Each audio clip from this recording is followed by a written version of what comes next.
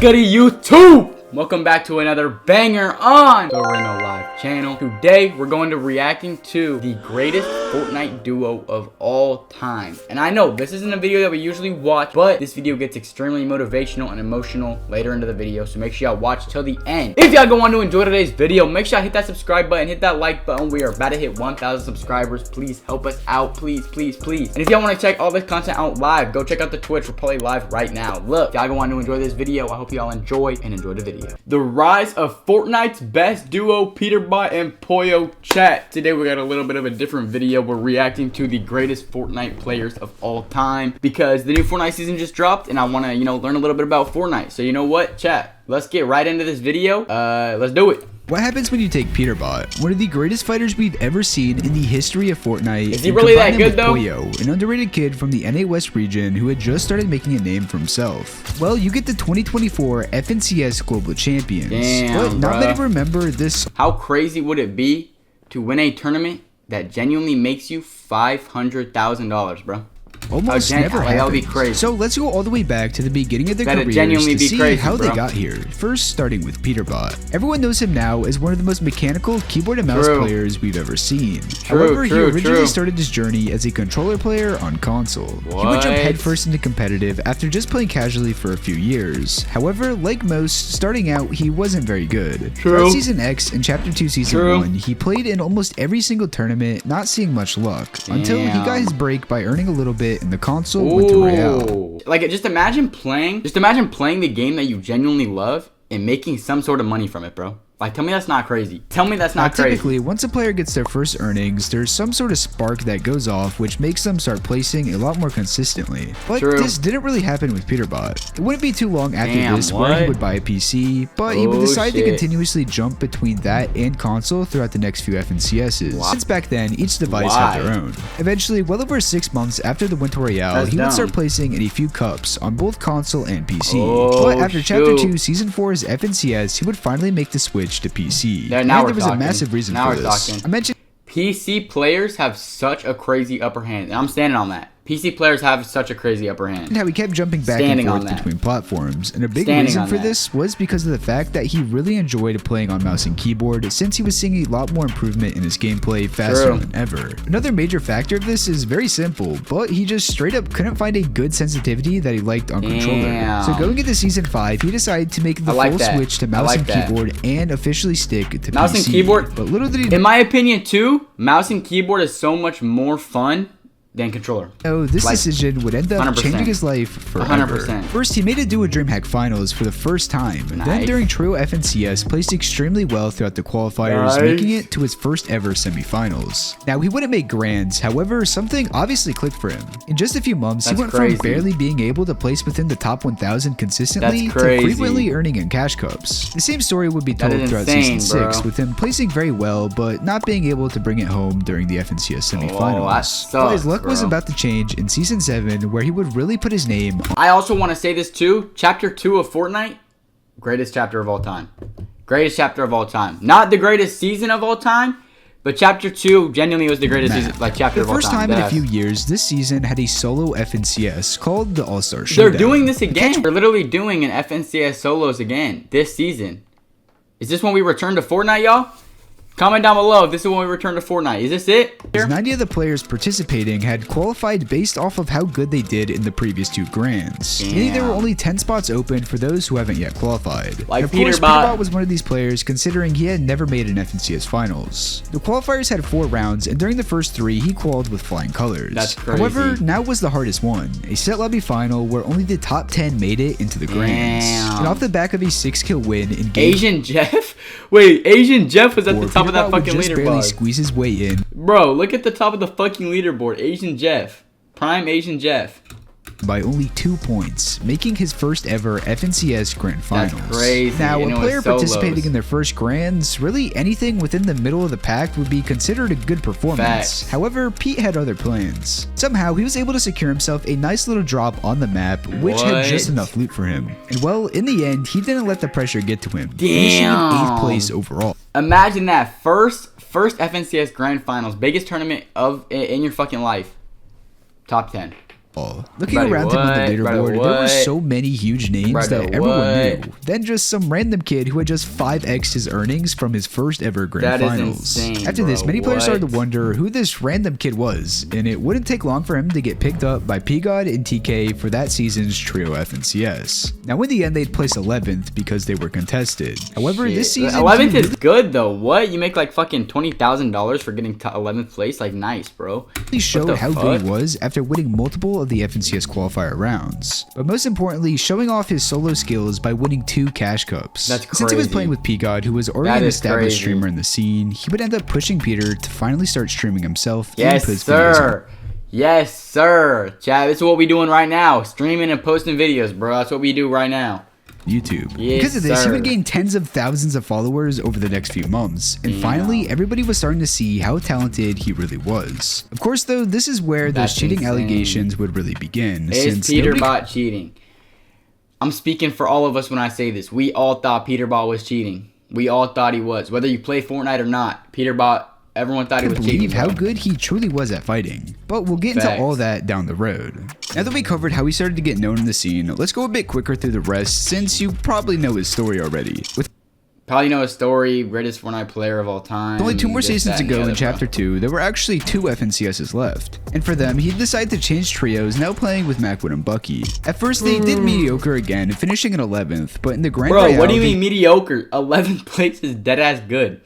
If I were to play a tournament deadass, I would not do good at all. Get a very impressive 4th place. Now though, we were going into Chapter 3, and with that, a complete switch in the main game mode to now Spider-Man gloves, Spider-Man gloves, Spider-Man gloves. Who remembers Spider-Man gloves, bro? Shit was so fun. Things started out promising, with Peter placing in a bunch of cash cups. However, he wasn't able to lock in a solid teammate until right before FNCS. However, he was still able to place 10th, which isn't all that bad. Crazy, but in Season 2, he would end up getting his big break.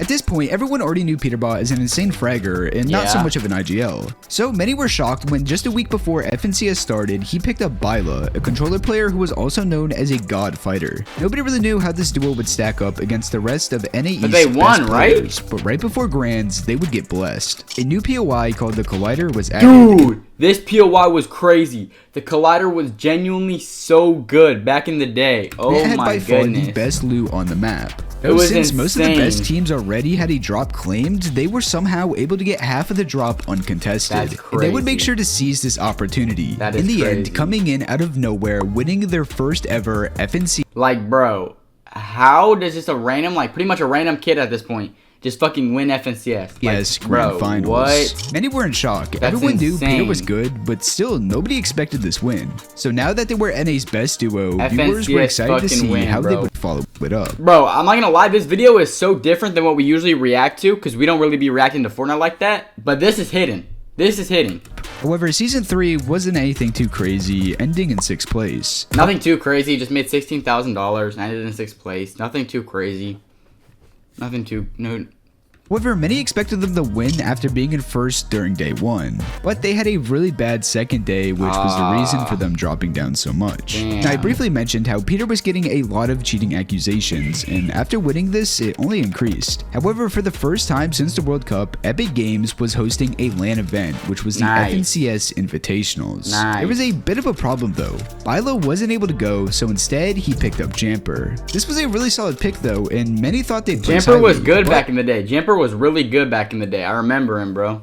in the end, they'd get 37th, much worse than anyone expected. This now brought us to Chapter 4, where things would start to continue downhill. What the fuck am I saying? I just said that's not very good. Like, I would place top, like, 10. Season 1, he would end up playing with Booga, who had just come off of an insane Chapter 3, placing 1st, 2nd, and 3rd. Now, I know, Booga in Chapter 3 was insane. Season 1, 2nd place Season 2, yeah, bro, insane. Booga went off, bro. Booga actually went off. Their performance was very disappointing, ending in 16th. The rest of that year wouldn't go. Once again, very disappointing, ending in 16th, bro. 16th is good. What the fuck are you talking about? With him ending at 9th and 16th again during Grands. Wow. This meant he hadn't even qualified for the 2023 FNCS Global Championship yet. Now, he would end up making it after winning the Last Chance Major, but in the finals, he would see another poor performance at LAN, with him finishing in 26th. At this point, it was hard to say Peterbot wasn't washed. Yes, he was still an insane fighter with crazy mechanics, but just didn't have the placements anymore to back up how good he was. But as you all know, everything would change in Chapter 5 when he would decide to give an up-and-coming player this was the Peterbot era. So now that we're caught up to when they started to duo, let's take a look to see exactly how Pollo got here. I've never actually heard the story of Pollo, so let's see, bro. Let's see. Pollo is an interesting case because he's overall a very quiet person who doesn't share much of anything online, let alone his personal life. We do know, however, he started competing very early on, right when online tournaments began, like the Scallywag Cup, and of course the World Cup. Chapter 1. Pollo wouldn't do so hot in any of them. In fact, it wouldn't be until over 1 year into his competitive career where he would finally make some money in the Chapter 2 Season 3 solo FNCS qualifiers. This season would continue to be a very important one for him, considering he would go on to continue dominating the qualifiers, making it to his first ever Grand Finals, where he'd place 53rd, which isn't bad. That's good. 53rd is good. 400 bucks in the pocket? Like what? Considering it was his first time. However, it would be a while before he would start to see success like this again. Since he was playing on NA West, it was a lot harder for just your average comp player to make money, since the prize pool was a lot smaller, meaning NA West has always had a smaller prize pool, just because of how small the region is. You had to place a lot higher. So with that being said, throughout the rest of Chapter 2, he would only have a few placements here and there where he would actually make some money. And as far as FNCS goes, he had a few good runs, but wasn't quite able to make it to the Grand Finals again. At least until the Grand Royale, which was the final FNCS of the chapter. Ooh, where 550 bucks, top 30, okay.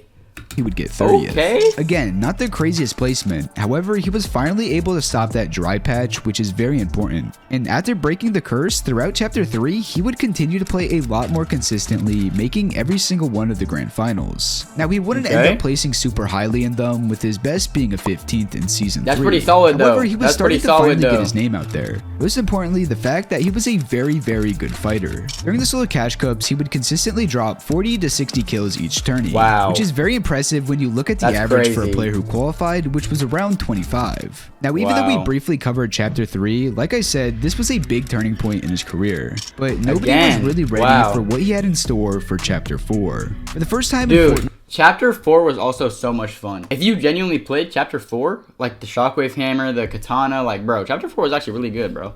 Chapter 4 was really solo good. victory cups would happen, and Pollo would start placing consistently in almost every single one. Because of these performances, when FNCS came around, he got the opportunity to play with Defiable. Now, a lot of you probably don't know who this is. However, he was a very good pro player on NA West who had been placing well over the last couple years, with around $30,000 earned. You should also keep in mind that Pollo had just above $7,000 earned at the time. Still a lot of money. So this was a big moment for him to truly show off how much potential he had. And well, he wouldn't disappoint. They'd go on to play extremely well in Grands, placing second place, bro. That's crazy. Overall, just 4 points away from winning the entire thing. That is crazy. With an already amazing start to the chapter, everything was about to get even crazier heading into Season 2. This was when Epic Games announced NA East and NA West were going to officially merge to create NA Central. So now for your average West player, this meant a lot more competition. However, this worked. And when this happened, that meant everyone in East and NA West had hella ping now too.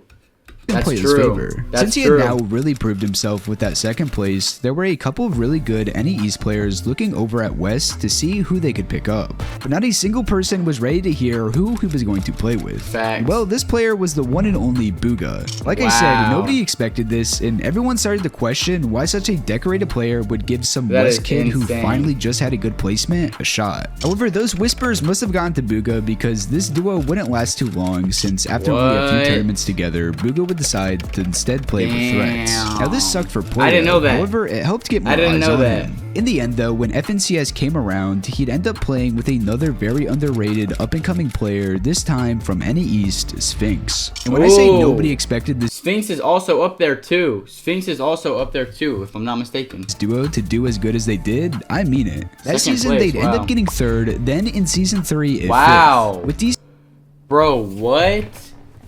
the two regions merge and you just start going off, bro. Second and a fifth, you're up fucking $54,000. Nice. Two incredible placements. What? They had just secured their spot at the 2023 FNCS Global Championship. Crazy. However, there was a bit of drama along the way. If you remember, back in Season 2, Acorn and Cold would actually try to split after winning the season prior, and I believe this is correct. Sorry, it's been a while. But Cold actually wanted to play with Pollo for Season 3. However, Really? since both duos had already made globals, Sphinx did not want to split up. So Yeah, he was valid. essentially holding Pollo hostage. But to make a long story Valid, short, this though. was all for nothing since Cold and Acorn missed the deadline to let Epic Games know that they were splitting. True. Which means overall, this entire thing was for nothing. I didn't know However, that. the main reason I mentioned this is because, as expected, the vibes of this duo were a bit off when Globals eventually came around. What? However, they were still a very good team, and everyone was excited to see how they do at LAN. Yeah, definitely. Well, it was very impressive.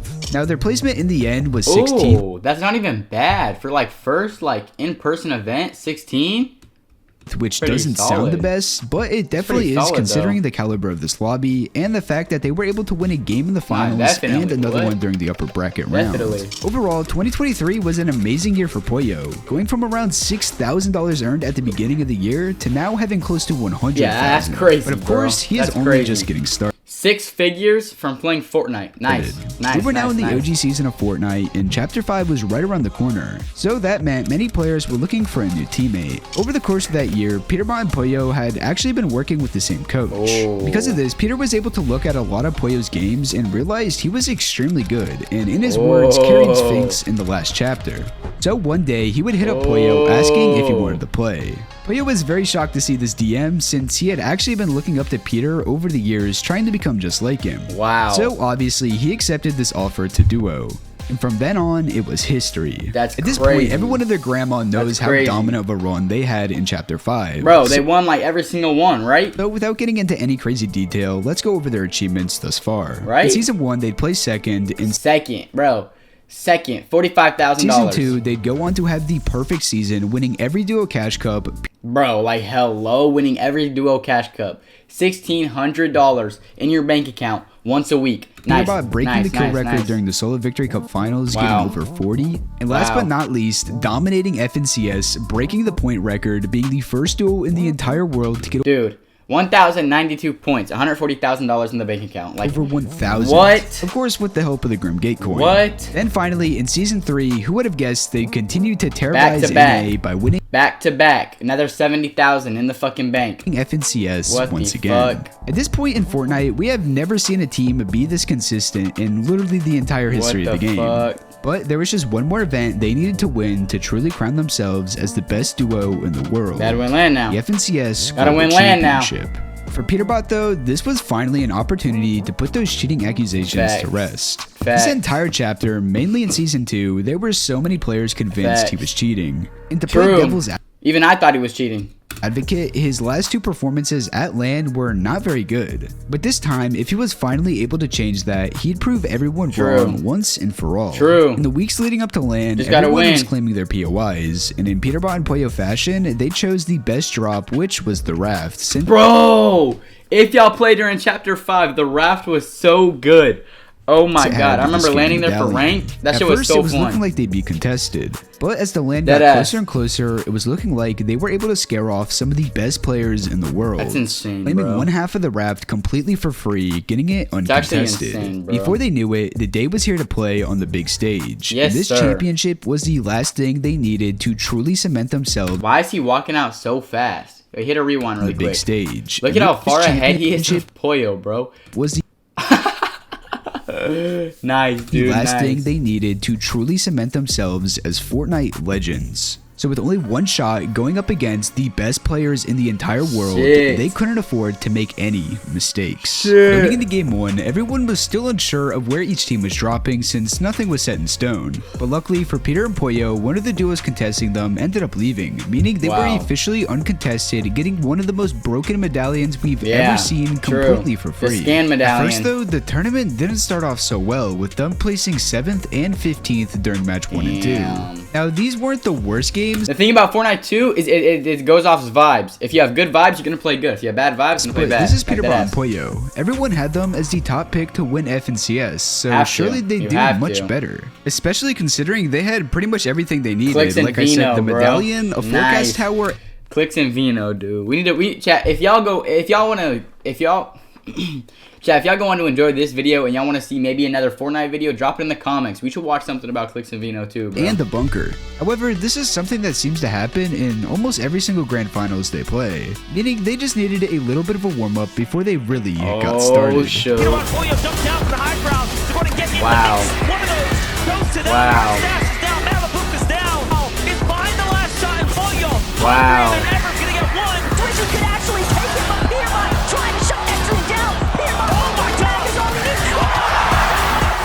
He just sold. Wait, he actually had that free kill. He just sold. And there's still points to be earned here. And Pollo wants them all. Recent refreshes granted everyone's This is crazy, dude. Dang. This is crazy, bro. Wow. Wow. Bound to be marked any second here if he hasn't been already. Pollo not even gonna bother. From Peterbot up top, he has done what he needed to. Insane. Wait, I don't even remember watching this. What did they do? They just won after win after win after win, or like I don't even know what they did here. Peterbot and Pollo would really show off why they are the best, ending off day one with back-to-back wins, meaning they were obviously in first place. Yeah, that's insane. This time with an almost 150-point lead on second, who was Thomas HD and Queasy. Wow. Now, this sounds like a massive lead, but you need to remember, it's not on that day crazy. 2, there was a 1.5 times point multiplier. It's not that crazy. It was possible for a bunch of teams to make a massive comeback. Fact. And to say day 2 was intense would be a massive understatement. Coming off of an insane day 1, everyone was thinking they'd continue popping off.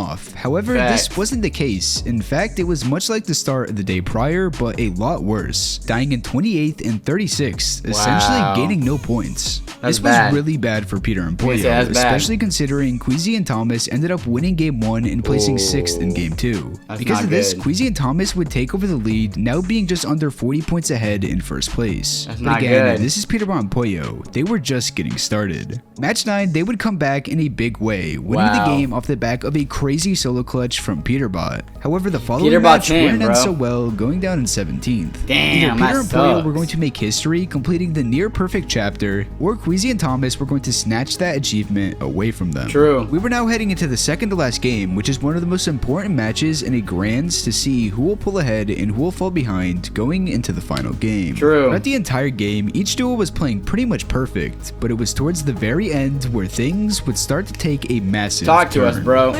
I didn't watch this They might just choose to take what's right in front of them. Rise immediately falls. Peterbot's accuracy, but it comes at a cost. Peterbot by himself. The lobby has closed in. Peterbot by himself. Pollo would go down right before the first moving zone, leaving Peterbot as a solo to keep the lead over a stacked Thomas HD and Queasy. Okay, but if there's anyone that could do it, it's definitely Peterbot, right? So with everyone on the edge of their seats, we were about to see if Peterbot truly had what it took to be the best player in the world. Oh, for sure. And we have seen Peterbot be here before. For sure. I mean, he just won a game where he clutched it up, so still alive. Thomas HD on the front side of the zone. For sure. Peterbot is just cooking, though. Points. They've got 5 already, but Peterbot just continuing his massacre at this stage. Wow. Takes down Lee on the low ground there. Wow. Thomas HD and Queasy sitting at 8 eliminations already, though. Wait, this is crazy, bro. What? It's Peterbot and Buddha. How is he doing it all by himself, bro? How's he doing it all by himself, bro?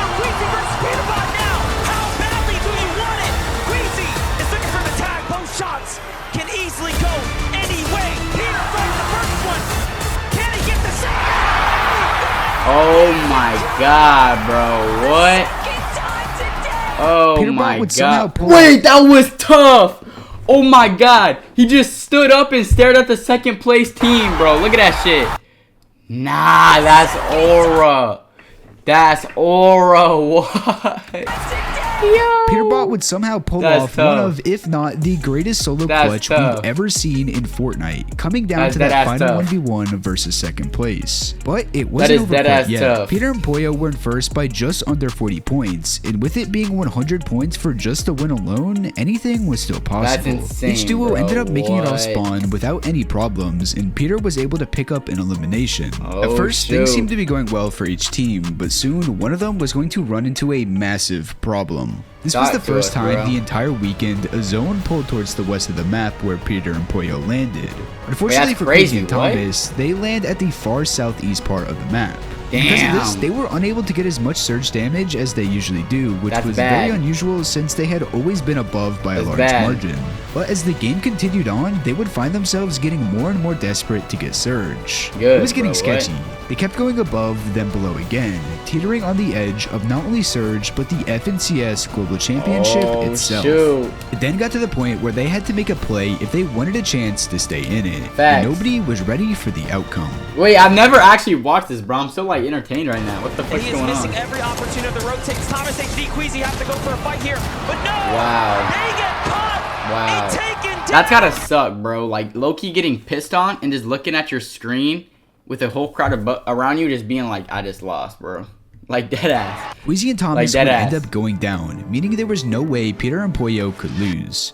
But of course, they had to do a victory lap, winning the final game, officially crowning themselves as the 2024 FNCS Global Champions. Bro. That's genuinely I've already said this time and time again, but we have never seen this level of dominance from really any player throughout the entire history of Fortnite. In this chapter, they've truly cemented themselves as the best to ever do it. But their journey isn't over yet. With the announcement that 2025 will officially be trios, they have the... Boy, this already happened and all that, but...